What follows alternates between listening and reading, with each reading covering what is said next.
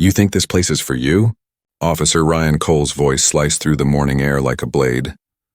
His hand hovered over his holster, thumb tapping the leather. Across from him stood a man in a simple gray suit, creased, worn, but clean. Ethan Price didn't flinch. "I belong here," he said quietly. Cole sneered.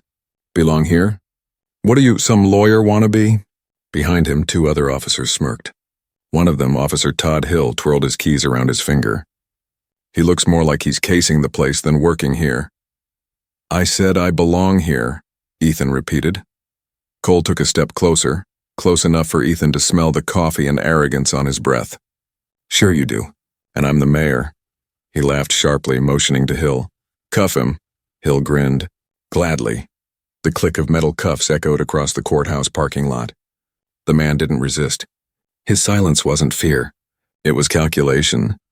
"You people never learn," Cole muttered as he shoved Ethan toward the patrol car. "You think dressing up gives you respect. Should have stayed where you came from." Ethan looked up, past the officers, past the courthouse columns to the engraved words above the entrance, "Justice for all."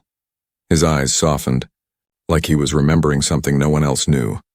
A sudden shout shattered the tension. "Stop, what are you doing?" Everyone turned. An older woman with silver hair and trembling hands ran from the courthouse steps, her face pale. "That's a mistake." "You can't arrest him." Cole's smirk deepened. "We know exactly what we're doing, ma'am." But the woman wasn't calming down. She looked terrified. Why? Why would someone who worked inside the courthouse panic over this arrest? And why did Ethan Price, the man in cuffs, look almost calm? If that question stings you, if it makes your chest tighten, good. You're supposed to feel that way. Because 30 minutes earlier, that same man had walked through those courthouse doors like he had for 15 years. 30 minutes earlier, Ethan Price adjusted his tie as he stepped through the revolving doors of the Franklin County Courthouse. The air smelled faintly of polish and old wood, a scent he'd come to know as well as his own aftershave. He'd entered this building every weekday for a decade and a half, rain or shine, summer or storm. The guards at the metal detector usually nodded him through without a second glance. But today there was a new face. A young guard, pale and stiff in a fresh uniform, raised a hand. "Hold up, sir. Need to see some ID." Ethan reached into his jacket, moving slow, deliberate. "Of course." The guard took the ID, stared at it longer than necessary, then frowned. "What's your business here?" Ethan's patience was well trained. "Work. Doing what?" "Courtroom 4, he said simply. "As what?" The guard's voice sharpened. Ethan hesitated just a second, long enough for the silence to grow heavy. "You'll see soon enough." Before the guard could reply, another security officer, older with the weary confidence of years, approached. "Everything all right, Ben?" The younger man didn't break eye contact with Ethan. "Not sure. Says he works here." The older one, whose name tag read Gibbs, frowned. "Got ID?" Ethan held it out. Gibbs looked at it, then at Ethan, then at Ben. "You checked it?" "Yeah, but..." Then let him through, but Ben wasn't done. "Something doesn't feel right. He's acting suspicious." Ethan's jaw tightened. "I'm acting patient." Ben's hand drifted toward his radio. "I'm calling for verification." "Verification?" Gibbs asked. "The man's got ID." "I'm following protocol," Ben said, already pressing the button. "Security requesting assistance at main entrance," the radio crackled. "Possible trespasser," Ethan sighed quietly. He'd seen this movie too many times before. Across the lobby, heads turned. Lawyers with briefcases, clerks holding stacks of paper, all watching the scene unfold. The whispers started. "Who is he? What did he do? Another protester?" From the elevator, a woman emerged, mid-50s, short curls, sharp eyes behind reading glasses. She was the courthouse clerk, Martha Jenkins. 25 years in that building had made her as much a part of it as the marble columns. "What's happening here?" she demanded. "Ma'am, please step back," Ben said quickly. "We've got a possible situation." "A situation?" Her tone could cut glass. "Do you even know who this man is?"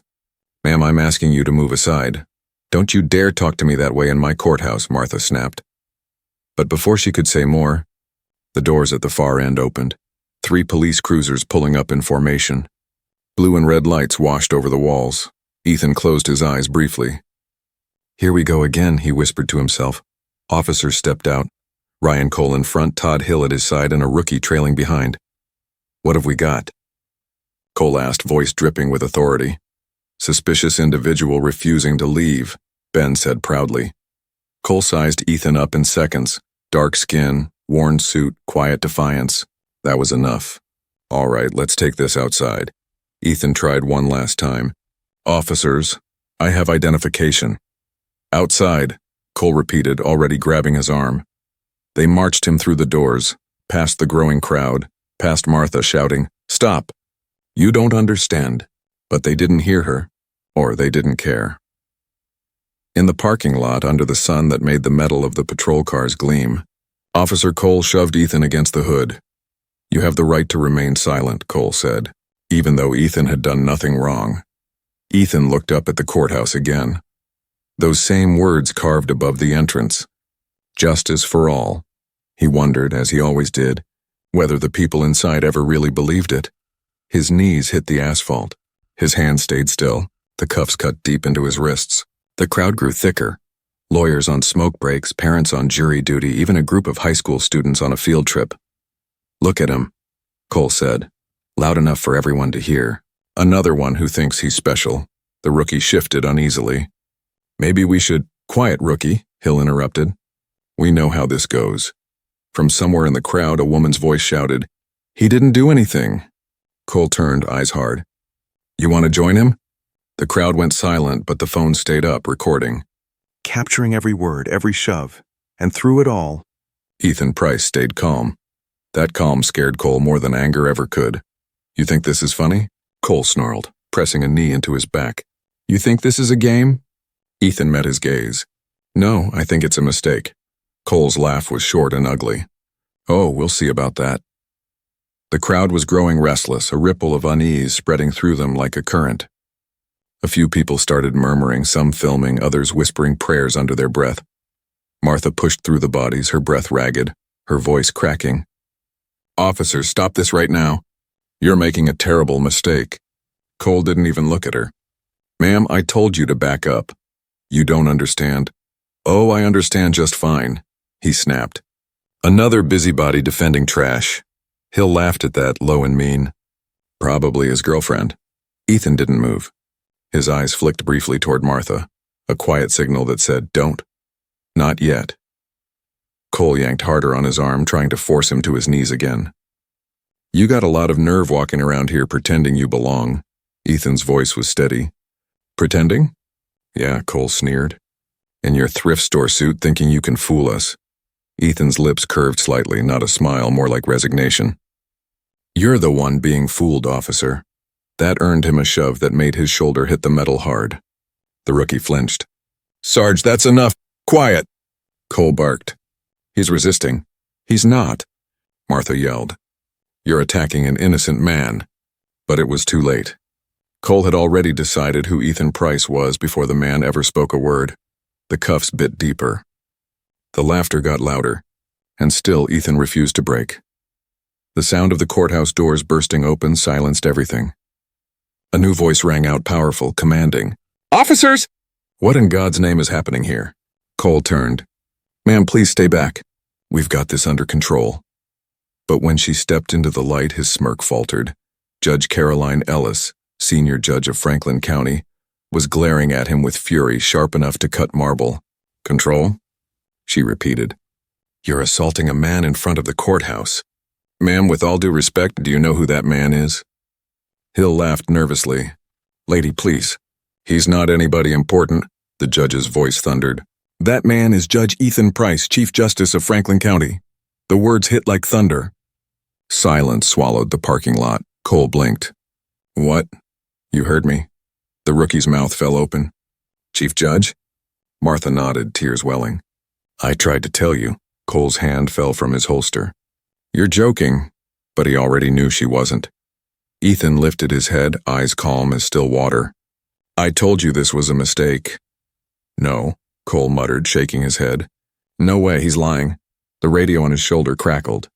"Unit 41, confirm. You're not detaining Judge Ethan Price, are you?" Cole's face turned gray. Hill stepped back like the ground might swallow him. The rookie spoke first, voice trembling. "Sir, I think we need to release him. Cole ignored him, clutching his radio like a lifeline. Dispatch, confirm ID on Ethan Price, claims he's Chief Judge. Static. Then confirmed. Chief Judge Ethan Price, repeat, do not detain. Release immediately. The rookie fumbled for his keys, unlocking the cuffs. The metal clattered to the pavement. Ethan rubbed his wrists, the red marks like scars of something ancient and repeating. Cole took a step forward. This is some kind of trick. You forged that ID. These people— Stop, Judge Ellis commanded. You've said enough. But Ethan raised a hand. Let him talk. Cole's voice rose, frantic now. Look at him. You really think he runs this courthouse? Dressed like that? Standing out here like a criminal? Ethan's tone was quiet. Say it plainly, officer. Like what? Cole hesitated. The silence stretched, unbearable. Ethan took a step forward. Like a man with my skin color? Cole's mouth opened, but no sound came out. That's what you mean, Ethan said softly. You just can't say it out loud. Martha closed her eyes. Hill looked away. The rookie looked like he might be sick. Ethan turned to the crowd. This is what justice looks like when ignorance wears a badge. When the people sworn to protect decide who belongs and who doesn't. The air was thick with shame. Even the sirens seemed to fade. The mayor's car screeched to a stop at the curb, the door swinging open before it even halted. Mayor Diane Carter stepped out, fury written across her face. What is going on here? Judge Ellis gestured toward Ethan. They arrested the chief judge. Carter's expression hardened. Excuse me? Cole stammered, ma'am, he wasn't identified properly. It was a misunderstanding. A misunderstanding. The mayor's tone could freeze fire. You handcuffed a sitting judge in broad daylight. Ethan finally spoke again, his voice calm but cutting. Mayor, perhaps we should continue this conversation where it began, inside the courthouse. I believe there's much to discuss. He started walking, the crowd parting for him like water. Every eye followed him. The torn suit, the slow steps, the dignity unbroken. Behind him, Cole whispered to Hill, We're dead. Hill didn't disagree. Inside the courthouse, the whispers followed them all. The news was spreading faster than the morning light. The police had arrested the chief judge, and as Ethan crossed the threshold, past the same guards who had doubted him, he said softly, Now, we'll see what justice really means. He didn't raise his voice. He didn't need to. The walls themselves seemed to listen. That was the moment Franklin County stopped pretending its system was fair. The next hour would prove whether it could ever be redeemed. The courthouse was buzzing with whispers as Ethan Price stepped through the doors, no longer the silent man in cuffs, but a storm wrapped in composure. Every pair of eyes followed him. Clerks froze mid-step. Lawyers fell silent in the corridors. For 15 years, this building had been his domain, but never had he walked through it like this, bleeding wrists, torn suit, and dignity burning brighter than shame. Mayor Diane Carter strode beside him, jaw tight. Judge Ellis followed, seething. The two security guards at the entrance, Ben and Gibbs, stood motionless, guilt written all over their faces. Ethan didn't glance their way, but the weight of his silence was punishment enough. They entered courtroom 4, the one Ethan had presided over hundreds of times. Today it would serve a different purpose. Reporters were already outside. Cameras, phones, and recording devices captured everything. The world had eyes now, and the world was waiting. Ethan took a slow breath. Let's begin. Cole and Hill were brought in, flanked by internal affairs officers. The rookie, Officer Lane, trailed behind them, looking like he hadn't slept in years. His badge was gone. His hand shook. Mayor Carter's voice was ice. Judge Price will hold a review hearing immediately. The city attorney is en route. No need, Ethan replied. We'll start now. Justice doesn't wait for convenience. Cole laughed bitterly. You can't be serious. You're going to judge us now? After what just happened? This isn't a court. Ethan turned his gaze on him. Everything becomes a court when justice has been violated. The words silenced the room. Hill shifted uneasily in his seat. Sir, we didn't know. That's the problem, Ethan interrupted. You never know. You never ask. You see a man who doesn't fit your picture and you decide his worth. Cole's defiance cracked for a moment. We were doing our job. Were you? Ethan's voice rose, not angry, just unbearably controlled. Tell me, Officer Cole, what crime was I committing when you shoved me to the ground? Cole swallowed.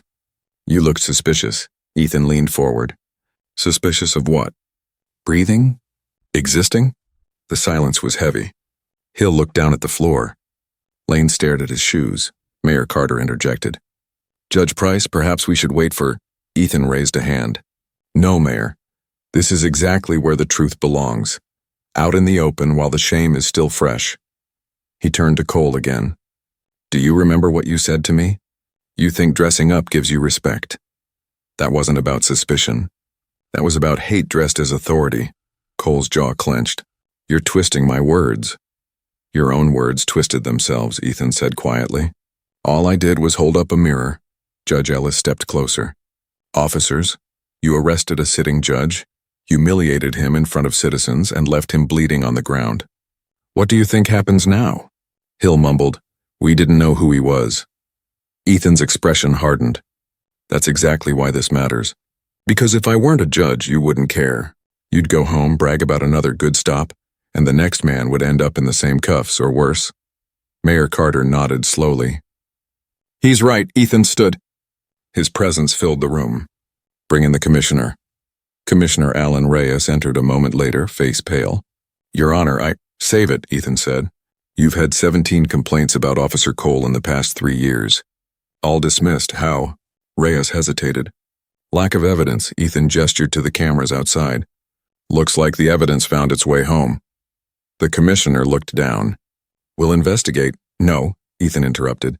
You'll act. The tension in the room was electric. Reporters could almost smell history unfolding. Officer Cole, Ethan continued. Step forward. Cole's legs felt like concrete, but he obeyed. You assaulted a sitting judge, mocked his dignity, and showed the world exactly what blind power looks like. Tell me, what do you see when you look at me now? Cole's voice cracked. A man who ruined my career. Ethan's tone cut like glass. No, a man who survived your prejudice. Hill looked up suddenly. We didn't mean... You meant every laugh, Ethan snapped. Every word. Every shove. He turned to the commissioner. Suspend them. Effective immediately. The commissioner hesitated. Without pay? With conscience, Ethan replied. A murmur rippled through the onlookers. The rookie, Lane, finally spoke, voice trembling. Sir, I tried to stop them. I wanted to say something, but I froze. Ethan studied him. And what will you do now? I'll testify, Lane said quickly. Everything. The harassment, the stops, the profiling. All of it. For the first time, Ethan smiled faintly. Then there's hope for you yet. Martha stepped forward, holding a courthouse tablet. Your Honor, I have something too. Entry logs. You've checked in every morning at the same time for 15 years.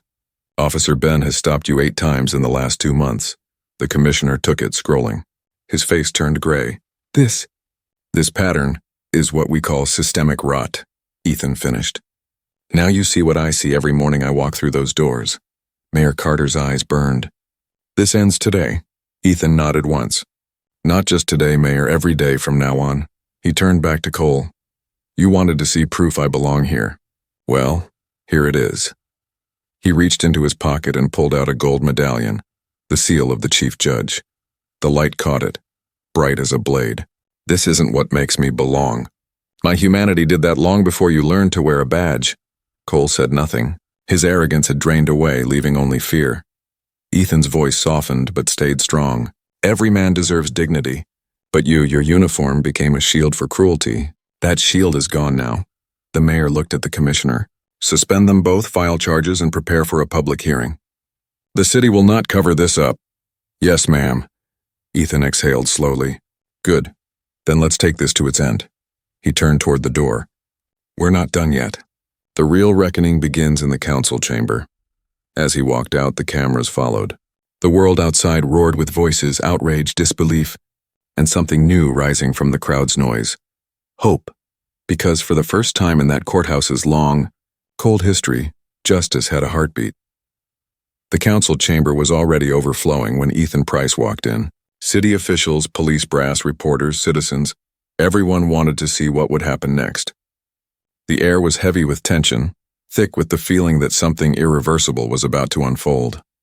Mayor Carter sat at the head of the long table, her expression a careful mix of fury and composure.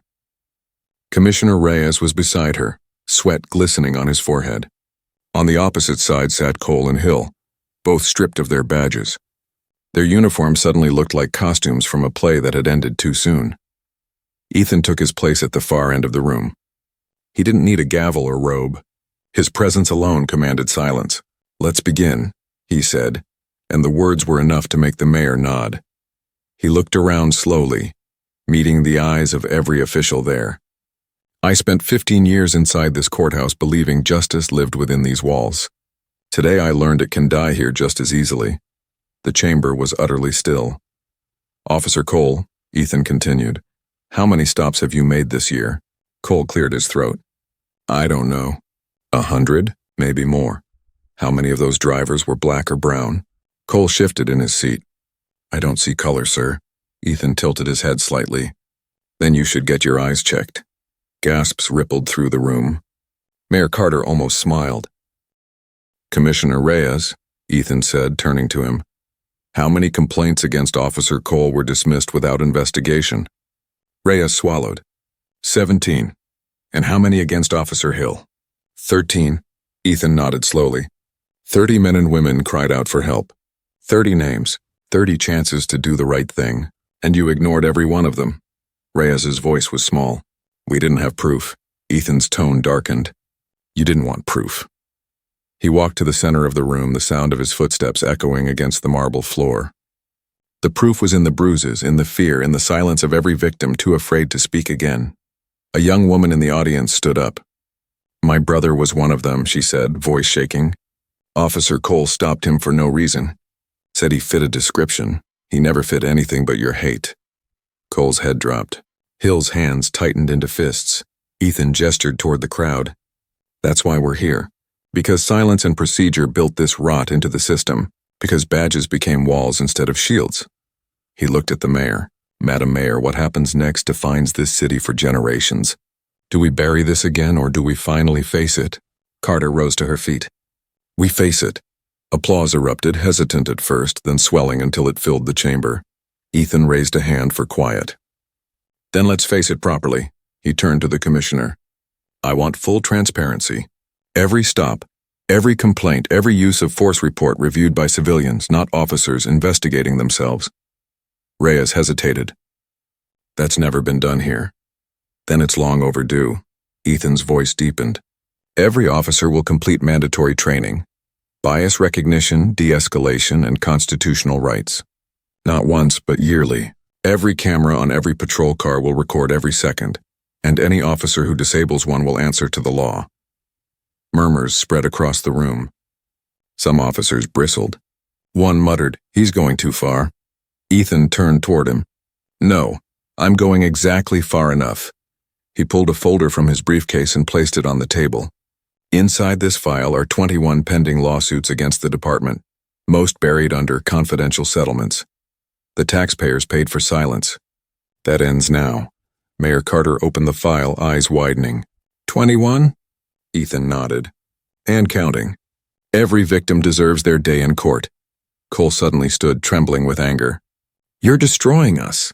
You think you're better because you wear a robe? We're out there risking our lives." Ethan didn't move. "You risk nothing but your conscience, officer. Real courage isn't in a gun or a badge. It's in restraint, in humility, in knowing power isn't meant to crush but to protect." Cole opened his mouth, then closed it. Hill looked down again, whispering, "He's right." Reyes finally spoke. "Judge Price, what do you want from us?" Ethan's reply was simple. "Truth." He walked closer, his eyes fixed on the commissioner. "And accountability. You see, reform isn't about punishment. It's about prevention. It's about making sure no man ever bleeds on courthouse steps just to prove he belongs." He paused, letting the words settle. "I bled for proof. Others have died for it. That's the difference between reform and tragedy." Mayor Carter's voice was steady but emotional. "Then we start today. I'll issue an executive order to create a civilian justice review board. Full subpoena power, full access, full transparency." The crowd burst into applause again. Ethan turned to Lane, the rookie officer who stood near the door, looking both ashamed and hopeful. "Officer Lane," he said softly, "you stayed silent once. You spoke up today. Which man do you want to be remembered as?" Lane's voice was hoarse. The second one, sir. Ethan nodded.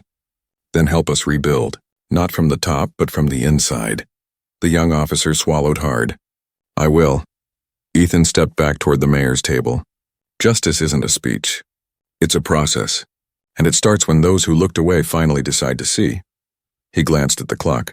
This meeting isn't over, but our excuses are. He walked toward the doors, the sound of his shoes echoing off the chamber floor. Behind him, the crowd rose to their feet, not in applause, but in acknowledgement. Outside, the sky had shifted to gold, the courthouse bathed in a light that felt almost symbolic.